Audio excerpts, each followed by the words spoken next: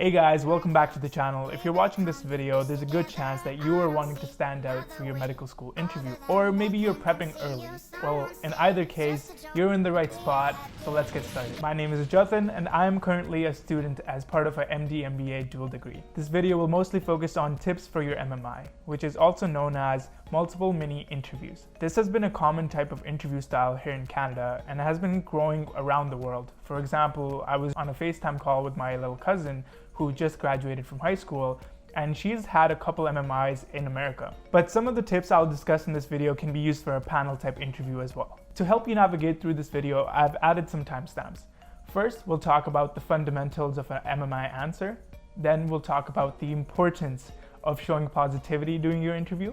And lastly, I'll talk about how to use silence effectively. But stick around right until the end because I'll share a personal tip that I used in my responses that will 100% make you stand out from other applicants. Okay, so getting right into the fundamentals. Once you've had some time to read the prompt and reflect on what you're going to say, once you enter the station, it is very important to introduce yourself. This may look something like, "Hello, my name is Jatin and it is very nice to meet you. I'm excited to be given the opportunity to discuss this prompt with you." So next up in the fundamentals is to summarize the prompt. And don't just summarize the prompt word to word. It's quite honestly just plain and it's going to bore the interviewer. You have to keep in mind the interviewer has read and heard the prompt multiple times throughout the day. So describe what you understood from the prompt and what it's asking you to discuss. Another main reason as to why you should summarize the prompt is because let's say you misunderstood the prompt and we're about to give a completely sidetracked answer. Let's be honest, we've all been there.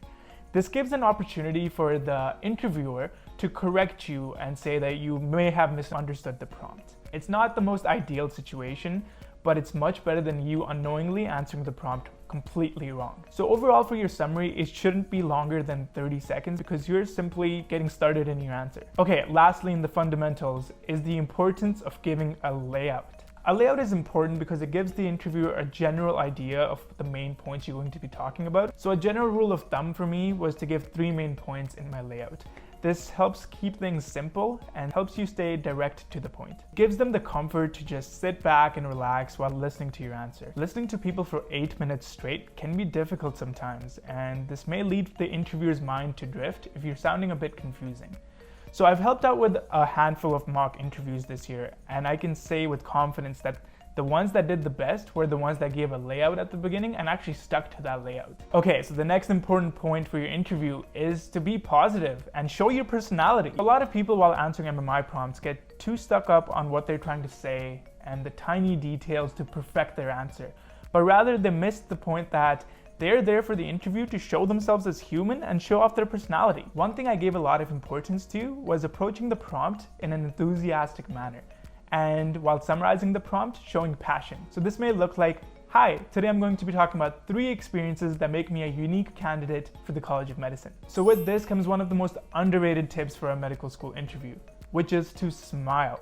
The reason I call it underrated is because at least 50% of the applicants that I've interviewed or prepped with tend to just not smile during their interview, which I've found to be quite surprising. So you may be thinking, "But Jatin, that's not who I am. It's hard for me to be that enthusiastic because that's simply not my personality." That is completely okay because people with very different personalities become amazing physicians one day. But you still have to show the interviewer that you are a person that patients can confide in the future and ultimately is approachable. If you can't be as enthusiastic, then keep things simple. Just focus on smiling. You can smile when you start off the interview introducing yourself and introducing the prompt. You can smile at the end when thanking the interviewer for their time and saying goodbye. And you can smile throughout your interview whenever talking about your volunteering experiences, because this will show the interviewer that you're actually passionate about what you're talking. So the third tip is how to use silence effectively. So let's say you get handed a difficult follow-up question or you simply lost your train of thought. It is completely okay to take a moment and to just reflect. Just communicate this with the interviewer by saying, "Hey, is it okay if I take a couple moments to just collect my thoughts?" No interviewer is ever going to say, "No, you either finish..." I can't even say this with a straight face. No interviewer is ever going to say, "No, you have to finish your answer right now or no medical school for you." I promise you, it's worth it to take a moment to collect your thoughts rather than going on a completely random tangent. In fact, this actually shows maturity to the interviewer and that you're somebody who thinks before they talk. You have to be comfortable in your own skin. So if there's nothing else to say, then there's simply nothing else to add. But let's say you're in a position where you're done answering your question and there are no follow-up questions or nothing being asked to clarify. Then what do? Do you just sit there silently for the 2 minutes? Okay, in that situation, it is perfectly okay to just sit there in silence and wait until your next station starts. But let's say if you do remember something to add, maybe a personal experience that you just remembered that relates to the prompt, what you can say is, upon further reflecting on the prompt, there's another point that I'd like to add on, if that's okay.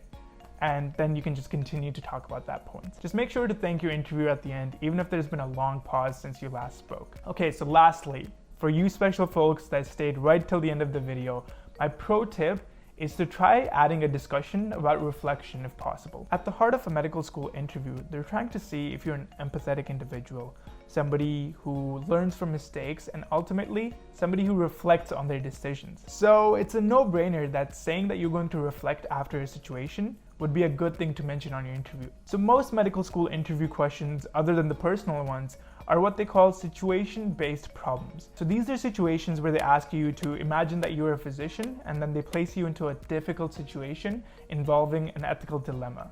So these can be very nitpicky and difficult to navigate through. So what I did to add a little cherry on top of my responses was, after discussing the different individuals that need to be considered and the pros and cons of different action plans, I would add at the end that I would want to reflect on how my action plan actually did. How did the people react, and whether a successful collaborative decision was made at the end. Then I talked about how physicians have to face these difficult ethical dilemmas on a day-to-day basis. And trying to approach these situations just one by one would not help me become a successful physician, but rather reflecting on one's actions and actually learning from them will. So yeah, this tip will help you stand out from at least 90% of the other good candidates, because this shows the interviewer that you're somebody that doesn't have a my way or the highway type of attitude, but rather somebody who values reflection. That's all for this video, guys. I hope you guys took away some constructive advice. These were tips that were voiced time and time again from my medical school friends and from physicians that I talked to while prepping. If you found this information to be helpful, please leave a like down below and subscribe to the channel. That would really help the channel grow and help me know to make more videos like this in the future. Take care, guys, and I appreciate you taking the time out of your day to watch this video and being a part of my life. I will see you in my dreams. We're back on the beach together. I don't see another way, another way. It's just the way it goes.